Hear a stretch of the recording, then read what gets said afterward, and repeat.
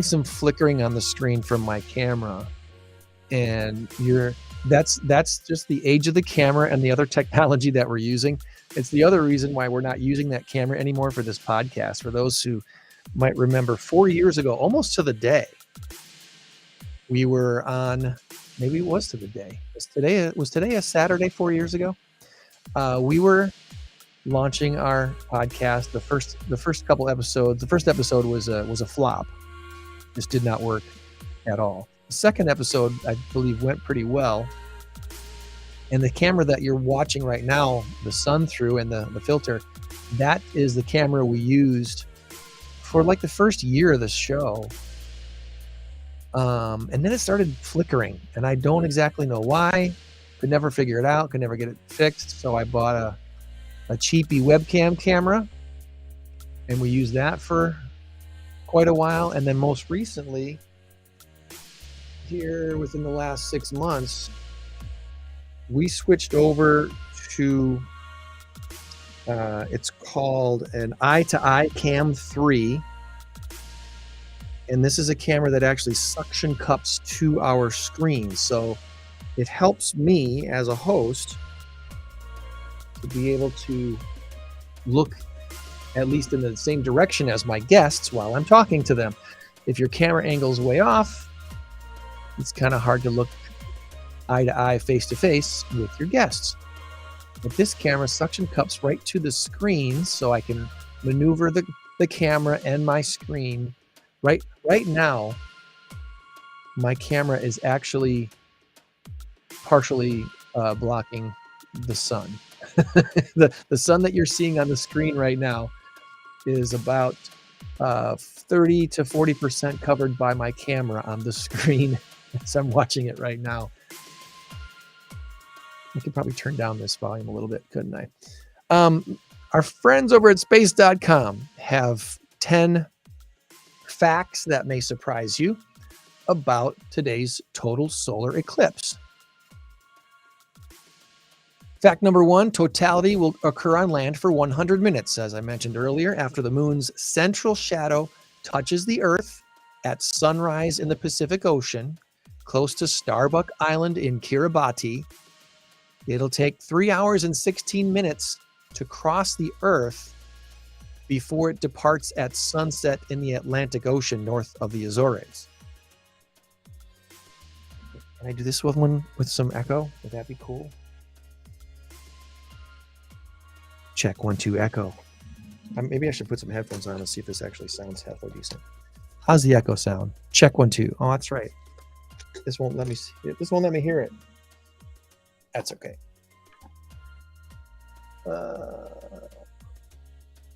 We'll leave it on for the moment, just for the fun of it. The path of totality will be about 10,000 miles, which is about 16,000 kilometers, less than half of which occurs on land. Most of it will be over ocean. Totality moves across North America, Mexico, the US, and Canada in 100 minutes, spending 68 of those minutes moving across parts of 15 United States. For those in the path of totality, it'll be the longest totality on land since the total solar eclipse of July 2010, which happened in Easter Island. July 11th, 2010, that one lasted for almost the same length of time, 4 minutes, 28 seconds. Fun fact number 2, it will be nothing like October's Ring of Fire solar eclipse. If you saw the annular solar eclipse, October 14th of 2023, you're considering giving this one a miss. Well, hey, this total solar eclipse where the moon will briefly cover the entire disk of the sun, only during this kind of solar eclipse can the sun's outer corona be seen with the naked eye. It's like seeing our star for the first time floating in space. And this is going to be what makes it so incredibly awesome. People with the great equipment out there, I'm sure we'll be getting some great photos and videos that we can all watch later. That'll be way better than what I'm getting right now on the cheapy little JVC camcorder that I've got pointed out my window with the solar glass cover on it. Fun fact number 3, parts of 15 U.S. states will experience totality about 115 miles wide as it races across the Earth's surface.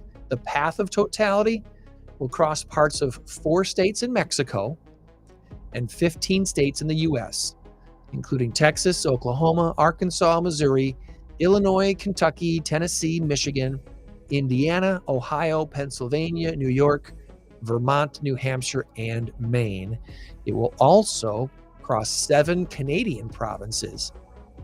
In the U.S., totality began at about 1:27, so we're a whole 6 minutes into it as I read this now. And when it ends in Maine, it'll be about 3:35 p.m. Fun fact number 4, Tennessee and Michigan get only a technical totality today. The path of totality touches a small corner of Tennessee, a small corner of Michigan. Only the very northwest corner of Tennessee is in the path, and they'll be in darkness for about 2 minutes and 7 seconds at Kentucky Bend, New Madrid Bend in Tennessee. In Michigan, only the farthest southeast corner is in the path, about 1 minute and 20 seconds worth of totality at the exclave of Lost Peninsula Marina in Michigan. Fun fact number 5, a tiny village in Mexico is going to get the best view. They already are getting that like right now. Within any path of totality is a center point, a point of maximum eclipse where the total solar eclipse will be experienced around midday with the sun and moon at their highest in the sky.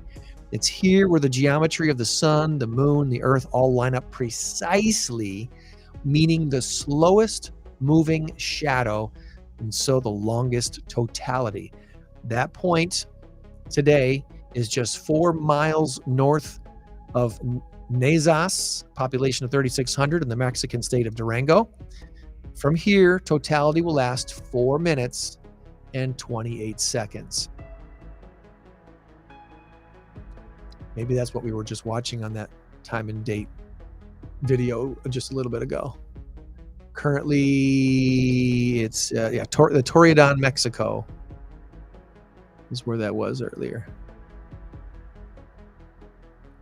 Fun fact number 6, this is part of a repeating event in North America. Solar eclipses come in families called saros, S-A-R-O-S, saros, which is Greek for repetition. Every 6,585.3 days, a shadow of the moon hits Earth of roughly the same proportions as the previous one. The only reason it doesn't occur in the same place is that 0.3 part of the day. That's about 8 hours, which means Earth has rotated slightly. The solar eclipse today is part of Saros 139, which 6,585.3 days previously was March 29th, 2006. That produced an almost identical totality for Africa and Asia. The next eclipse in Saros 139 after today will occur April 20th of 2042, and totality there will be visible from Indonesia, Eastern Malaysia, Brunei, and the Philippines. Every 4th repetition, every 54 years, a total solar eclipse occurs in roughly the same place, something they call exiligmos. Exiligmos. E-X-E-L-I-G-M-O-S. March 7th, 1970. That happened in Mexico, through the U.S., through Florida, Georgia, South Carolina, North Carolina, Massachusetts. And in May 11th of 2078 will be the next time that Saros 139 visits our continent. It will pass through Mexico, the U.S., including Louisiana, Mississippi, Alabama, Florida, Georgia, South Carolina, North Carolina, and Virginia. Anybody going to be around in 2078? I would be 108 years old. We'll see. Fun fact number 7. Nobody's commenting about the echo, so I'm assuming it's not completely annoying. If it is, you need to comment and let me know that the comments a little bit, that the echo is too much. Fun fact number 7. Seasons determine the path of totality. If you look at the central paths of the 2 solar eclipses that will strike North America within 6 months, the annular solar eclipse that happened October 14th of last year, and the total solar eclipse today, one shadow moves northwest to southeast. The other moves southwest to northeast. Well, why is that? Through the position and distance of the moon have a huge effect on the eclipse. The differing orientation is the Earth's tilted axis, which is leaning different ways during both eclipses. October, the Earth moves downwards as it rotates, while in April, here in the spring, it moves upwards. And that's why you're getting different patterns. Fun fact number 8, there's 10 of these surprising facts from space.com. It's a city eclipse. What does that mean? About 40 million people live within the path of totality today, around 3/4 of them here in the United States. Major cities inside the path this time include Mazatlan and Torreon in Mexico, San Antonio, Austin, Dallas, Fort Worth. Indianapolis is right in the center. Little Rock, Cleveland, Buffalo, and Rochester in the United States. Also Hamilton and Montreal in Canada. That accounts for about 10 million people. However, there are also many huge cities close to the path of totality, and those residents only have to drive a short distance to experience totality, something that eclipse chasers travel worldwide to experience. St. Louis, Cincinnati, Toronto, Quebec, all very close to the path, where inhabitants of Houston, Chicago, Detroit, Boston, New York, Philadelphia, Baltimore, and Washington, D.C. are all within 200 miles of the path of totality. Fun fact number 9, Alaska misses out on totality, but not for long. Neither of the two contiguous U.S. states will see a total solar eclipse today. Hawaii gets about a 20% partial solar eclipse. They had that at sunrise today. And in comparison, only southeast Alaska, west of Juneau, including Glacier Bay National Park and Preserve, which I was just at here last fall, they will see up to 5%, a partial solar eclipse happening mid-morning. However, Alaska will only have to wait until just after sunrise, March 30th of the year 2033, almost exactly 9 years from today, they will get a total solar eclipse. The maximum of 2 minutes and 37 seconds of totality will be experienced that day, with key observing locations within a 500-mile wide path of totality, including Nome and St. Lawrence Island. And finally, fun fact number 10, before I go and adjust my camera, I'm about to lose my sunshine over there.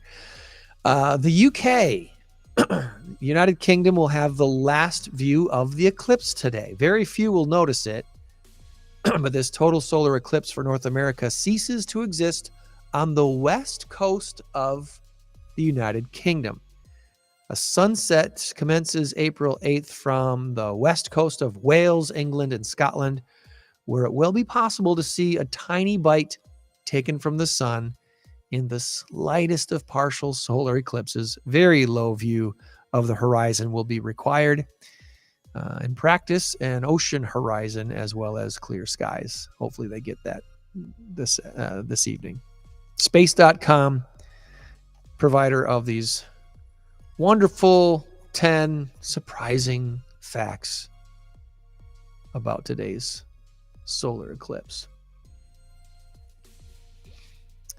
The echo's a fun background. Okay, I'm getting a comment that it's a fun background. Okay, I was hoping it would be fun. I turned it down a little bit from effect because a little bit too much I think would be annoying. We are live, by the way, on Instagram, as well as YouTube, Facebook, LinkedIn as well.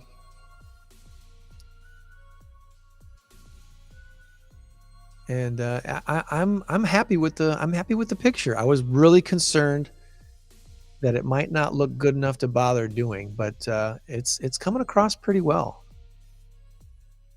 from my vantage point anyway. Hope you're enjoying it too as we witness solar eclipse here in the state line area.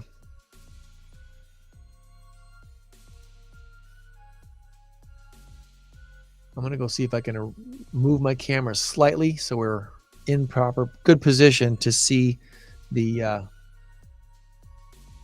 actual moment that things start cutting in here. Once the moon starts cutting into the sun, we want to see that a little better. So I'm going to go see if I can arrange that now.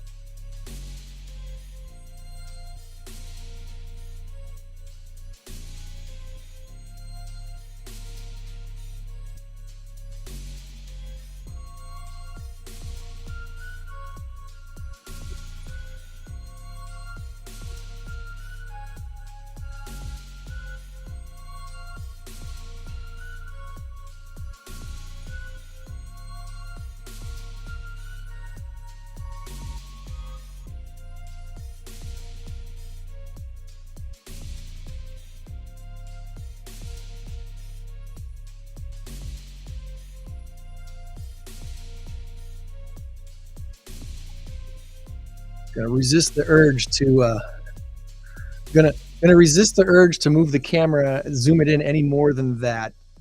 Just this is a pretty good size. I think it's pretty good size for the screen.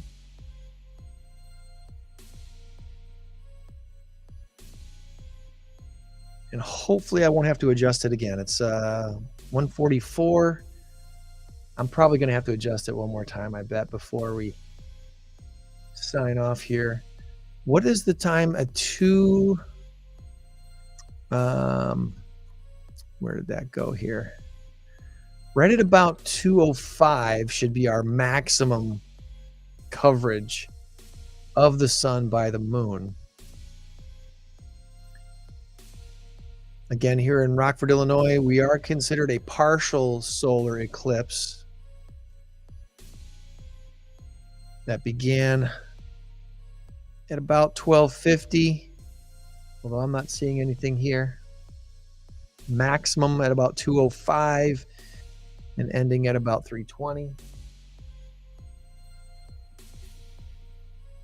So far, my dog's doing okay. Beta's just chilling in what sliver of sunlight she has over here on the floor, which is her MO. 21 years until the next chance to see a total solar eclipse in the continental United States. The next total solar eclipse I'm seeing here is August 12th of 2045. I know I threw some dates out there earlier. Alaska getting one in 2033. But our next one here, probably, what is it? Continental United States, August 12th of 2045.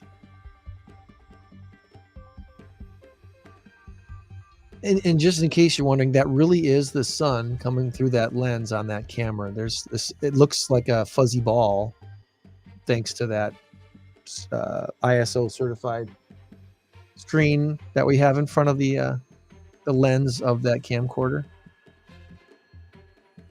It looks interesting, doesn't it?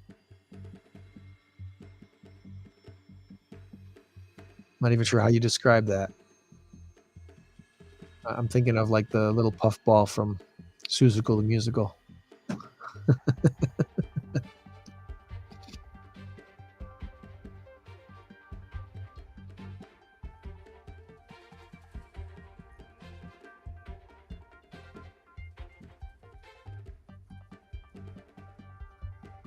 All right, so before this starts, I think I'm going to play one of these just because I can.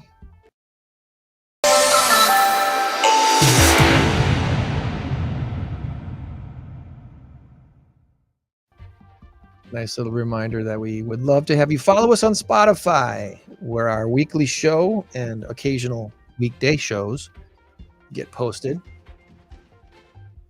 By the way, helioeclipsophobia. It's the fear of lunar events.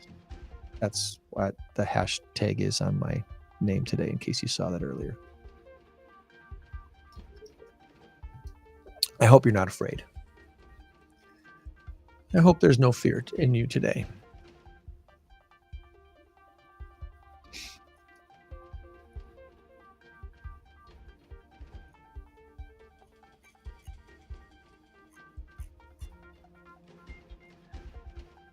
Eyes to the sky, kids and folks watching at Spencer Park in Belvedere with their glasses right now.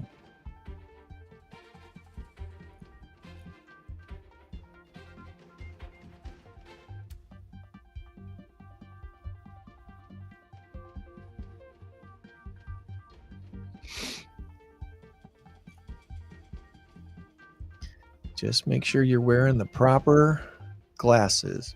Certified protection. You don't want to be looking at this directly without the proper eyewear.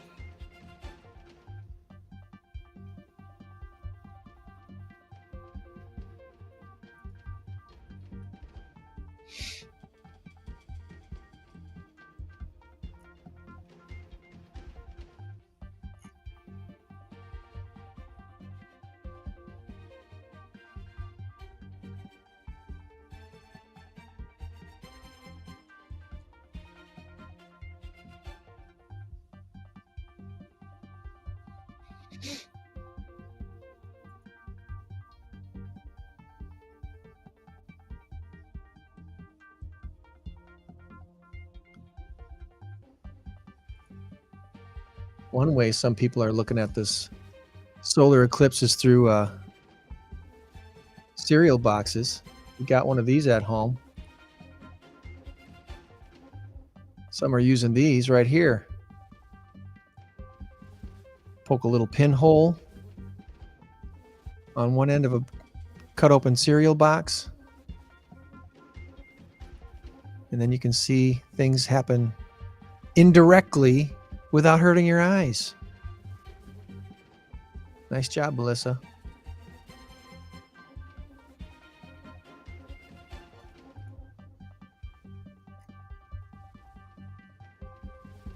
Cereal box, piece of white paper, some tape, some foil, and a pin. You're good to go. That's the kind of stuff, that's what we used, I remember, in 1979 when I was a kid. We made stuff like that out of boxes so we could turn away from the sun, look away from the sun, and watch it that way. Okay. Looks like the screen is getting a little goofy, doesn't it?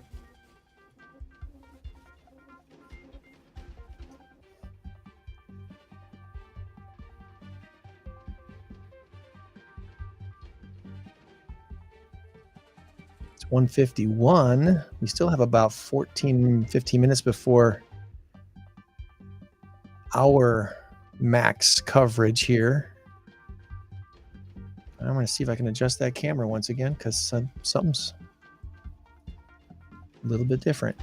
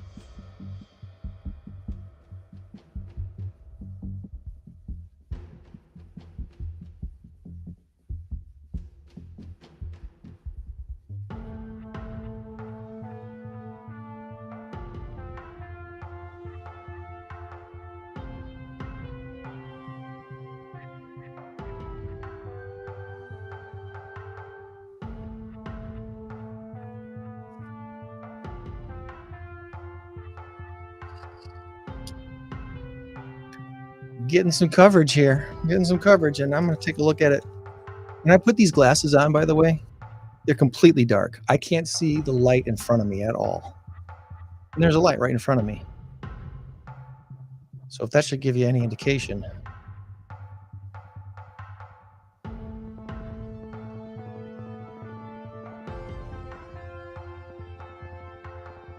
All right, see if I can.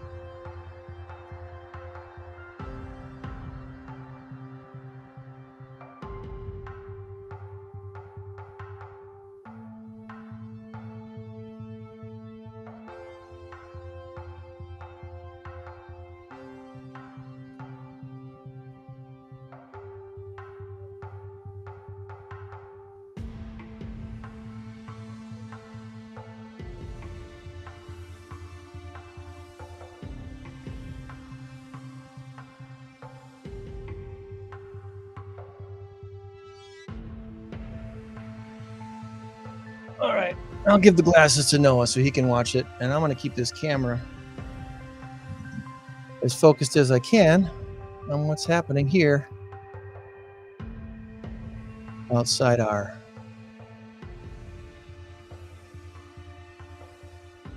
penthouse studio here at In Crowd 815 podcast.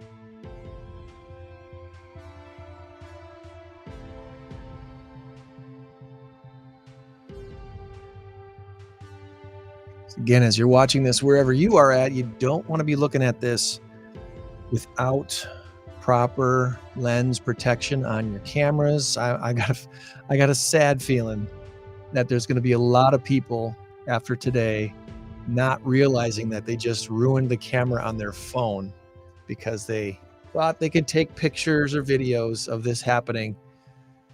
What you're seeing on the screen right now is through a proper ISO filter on the outside of the camera lens. You can't just put your camera, your filtered glasses on your eyes and look through the camera. That will ruin the camera, and that will hyper focus the sun's rays on your eyes, and it will burn. It will be a bad thing. Think of getting a sunburn on your skin, but getting it on your eye, in your eye, permanently damaging your eye. Not good. So be very, very, very careful. Don't be doing that without the proper protection. These are ISO certified lenses. On the outside of your camera, on the outside of your binoculars, on the outside lens, before it gets to your eyes, before it gets between the lens and your eyes, that's got to be on the outside completely.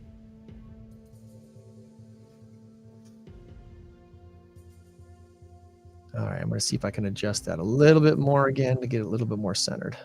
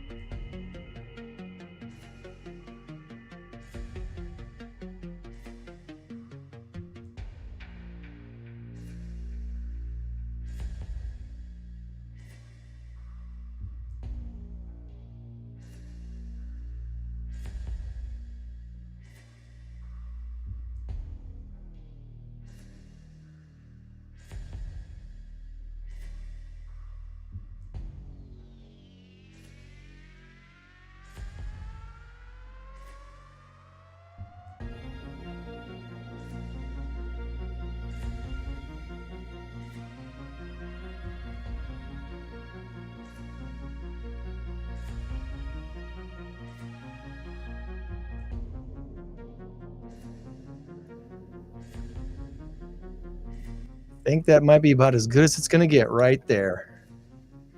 That's pretty good. 2:01 our time here in Rockford, Illinois. About 3 minutes or so away from the most total coverage we're going to have here in our neck of the woods.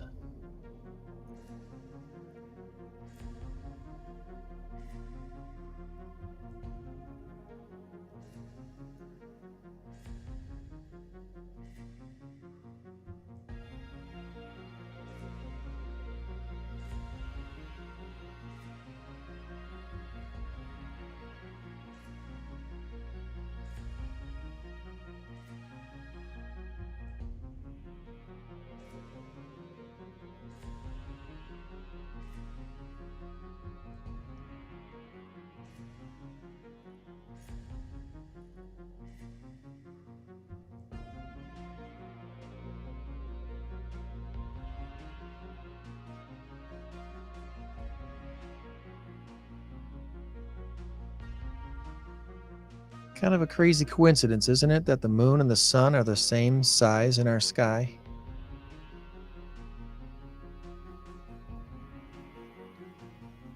Pretty amazing.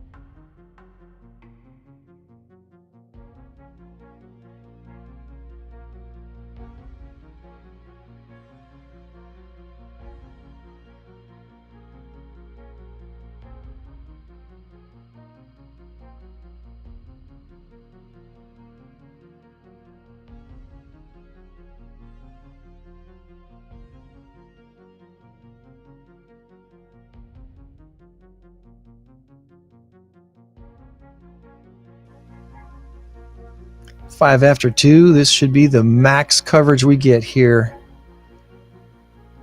in the Rockford 815 area.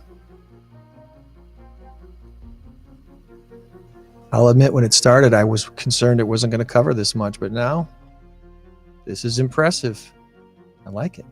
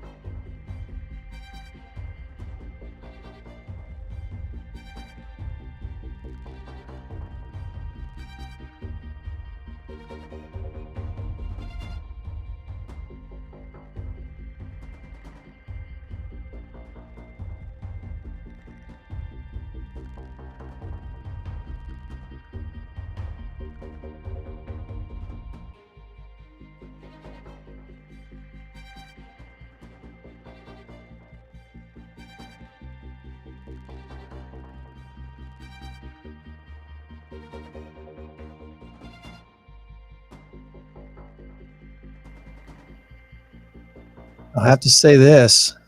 This definitely makes you appreciate more the people that do this kind of photography and videography for a living, because this is really hard. Got to keep moving your camera because it's moving. Sun and the moon, they're both moving. You want to keep them on in the center of your screen. It takes some work.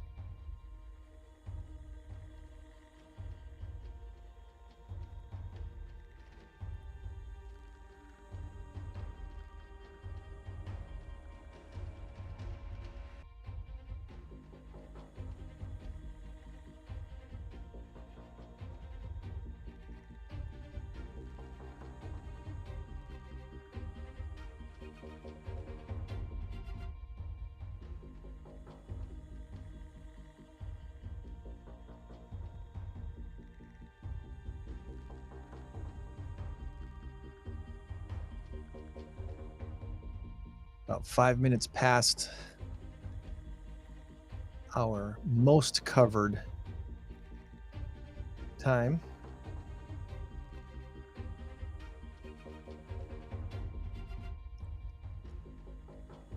Should remain slightly, at least slightly covered until about 3:20.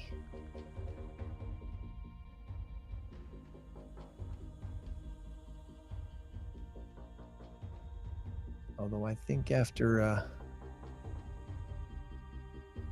45 minutes or so of this, you're probably not going to see much more. Not going to notice as much anyway. Look at how fast it's moving off the screen.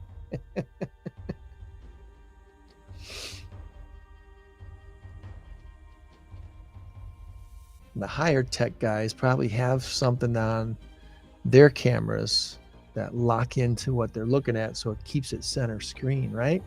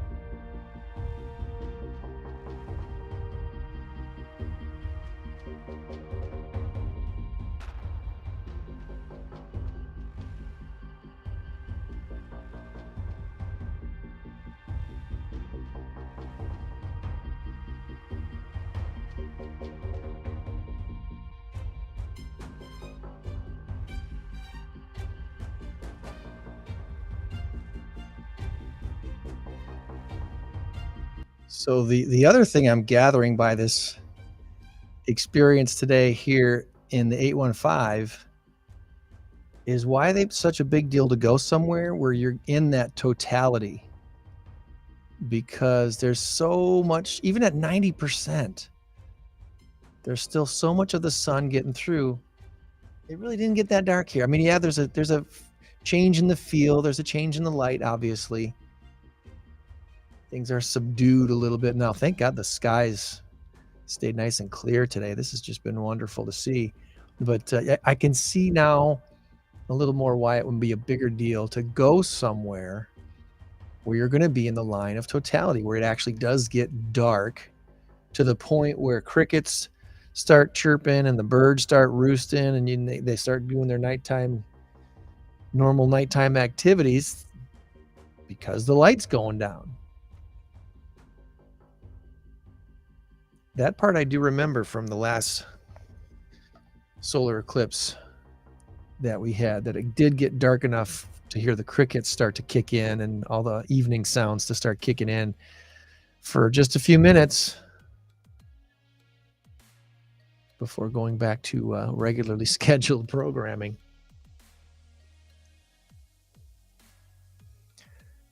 .214, so just about 9 minutes past our most covered part of the sun during our eclipse coverage here on the InCrowd 815 podcast. Thanks for those who've tuned in.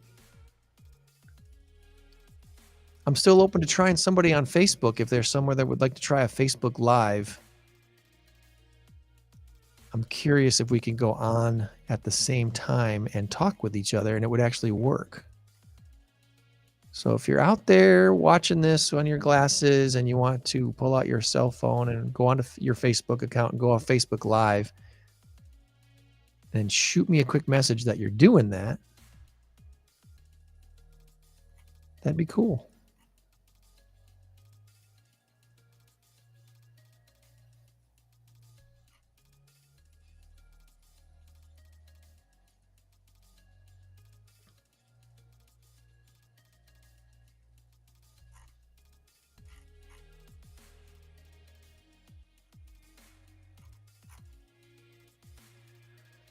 What do you bet the most played song of the day, week, and month will be Total Eclipse of the Heart by Bonnie Tyler today? Or will it be Eclipse by Pink Floyd? No, it'll be Total Eclipse of the Heart.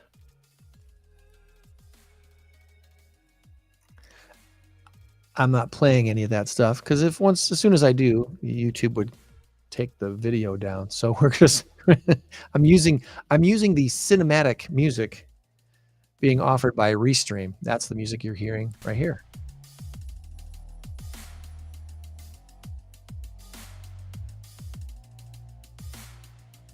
Labeled as cinematic. They've got nature sounds and atmosphere and stuff like that, but I don't know that would sound as cool. Let's try the atmosphere. What do you say? We'll give that a shot. How does atmosphere sound?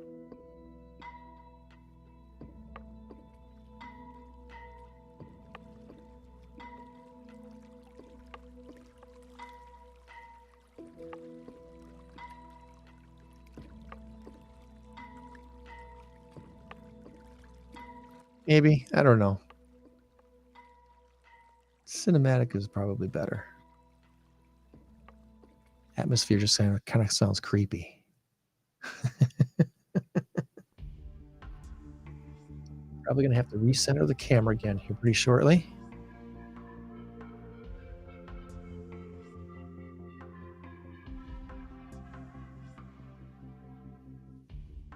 For those tuning in that are not our regular viewers and subscribers, coming up this Saturday, we've got Cassie Bonnet from Mactown Construction on the InCrowd 815 podcast. She'll be talking about hosting InCrowd 815's networking group April 25th up at their place at Mactown Construction on North Alpine Road, far North Alpine Road, which I believe is considered McChesney Park. We're also scheduled to have Elizabeth Costa and Rob Bland from the Belvedere VFW. They've got a big Family Freedom Festival coming up. We're going to talk to them about that on the show as well this Saturday morning, live at 8 and later on Spotify.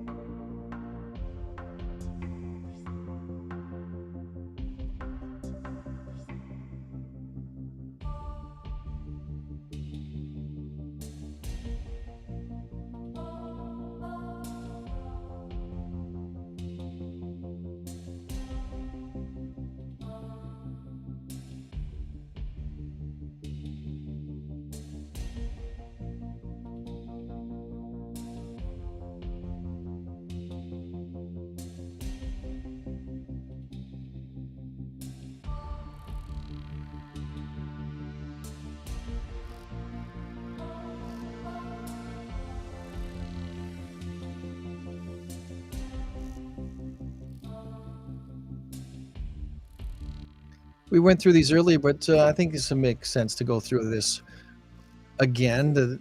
10 things from space.com. They have the 10 facts that may surprise you about the solar eclipse today. Totality occurring on land for 100 minutes after the moon's central shadow touches the Earth at sunrise in the Pacific Ocean close to Starbuck Island in Kiribati. It'll take 3 hours and 16 minutes to cross the Earth before it departs at sunset in the Atlantic Ocean north of the Azores. The path of totality is about 10,000 miles, which is 16,000 kilometers, less than half of which actually occurs on land. Totality moving across North America, including Mexico, the US, and Canada, in 100 minutes, spending about 68 of those minutes moving across parts of 15 US states. This is the longest totality on land, 4 minutes and 28 seconds, since the total solar eclipse July 11th, 2010, which happened in Easter Island, Rapa Nui. Number 2, it will be nothing like October's Ring of Fire solar eclipse. This one's different. If you saw the annular solar eclipse October 14th of 2023 through those eclipse glasses, and you think this is just another total solar eclipse where the moon briefly covers the entire disk of the sun. Well, only during this kind of solar eclipse can the sun's outer corona be seen with the naked eye. It's like seeing our star for the first time. It's floating in space, and it's guaranteed to leave a lot of people stunned and just in awe. And the folks that were down in areas where it was totality, they got to take their glasses off for about 4 minutes and see it in its amazingness. Again, you never want to look at the sun directly. To view this safely, you need those solar filters, special solar eclipse glasses. Number 3, parts of the 15 U.S. states will be experiencing totality today, about 115 miles wide. Racing across the Earth's surface, the path of totality crosses parts of 4 states in Mexico, 15 U.S. states, and 7 Canadian provinces.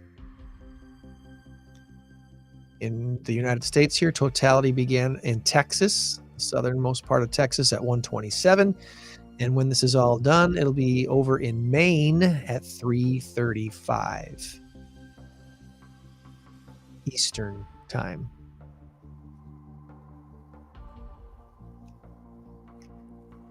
Fun fact number 4, Tennessee and Michigan only getting a technical totality. The path of totality touching just a very small corner of Tennessee and a small corner of Michigan. In Tennessee, the northwest corner will experience about 2 minutes and 7 seconds of totality at Kentucky Bend in New Madrid Bend, Tennessee. In Michigan, only the very southeast corner is in the path. They'll get about 1 minute and 20 seconds at Lost Peninsula Marina. Fun fact number 5, a tiny village in Mexico actually got the best view today.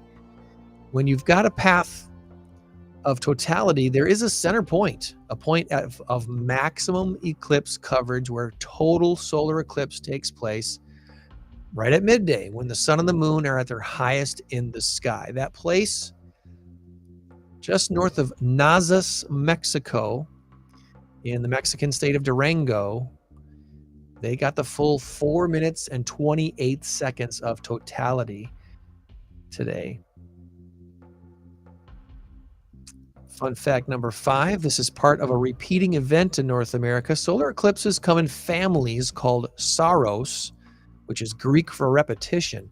Every 6,585.3 days, a shadow of the moon hits the Earth of roughly the same proportions as the previous one. The only reason it doesn't occur in the same place is 0.3 of a day. That's about 8 hours. That means Earth has rotated slightly.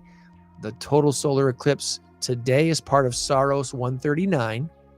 So when was 6,585.3 days earlier? March 29th of 2006. That eclipse produced almost identical totality for Africa and Asia. The next eclipse in Saros 139 will happen April 20th of 2042, and that is going to cover parts of Indonesia, eastern Malaysia, Brunei, and the Philippines. Every fourth repetition, every 54 years, a total solar eclipse occurs in roughly the same place, something called exeligmos. This one that we're experiencing now last happened March 7th of 1970, a couple months before I was born. And the next one for us, May 11th of 2078. That'll be the next time Saros 139 visits us, and that will cover Louisiana, Mississippi, Alabama, Florida, Georgia, South Carolina, North Carolina, and Virginia. Fun fact number 7, seasons determine the path of totality. The annular solar eclipse that we had October 14th of 2023, different than the one we get today because, well, that was in the fall. One shadow moved northwest to southeast. That was October. This one today moves southwest to northeast. Different season. The Earth's tilted axis is the reason for that. The one in October. In the fall, the Earth moves downward as it rotates. In April, here in the spring, it moves upwards. Thus, the different path that the shadow takes. Fun fact number 8, this is a city eclipse. About 40 million people live within the path of totality today. About 3/4 of those here in the U.S. Major cities that were being completely covered today: St. Louis, Cincinnati, Toronto, San Antonio, Austin, Dallas-Fort Worth, Indianapolis, Little Rock, Cleveland, Buffalo, and Rochester. I mentioned St. Louis, Cincinnati, Toronto, and Quebec are very close to the path and easy driving distance to get to it. Houston, Chicago, Detroit, Boston, New York, Philadelphia, Baltimore, Washington, D.C., all within 200 miles of the path of totality.